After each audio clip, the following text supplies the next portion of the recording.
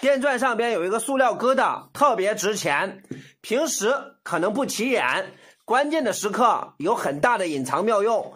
这个都是电池，外边是一个塑料疙瘩，它有什么样的隐藏妙用呢？它能够关键的时刻当电焊机来使用。我们下面把它改装成焊机，你来看一下，所有的这个塑料疙瘩都可以进行改装。这个是2个夹子，一个插到它的正极，一个插到它的负极。你就比方说这个我们插这里，直接拿胶带给它粘紧，另外一个我们插它的负极，这个位置正负极没必要区分，只需要给它插进去就可以了。像这样子给它粘牢固。我们需要找一节电池，把这个碳棒给它取出来，因为电焊机它都是需要焊针的。之后我们把这个东西拿过来，这一头夹住这个焊针。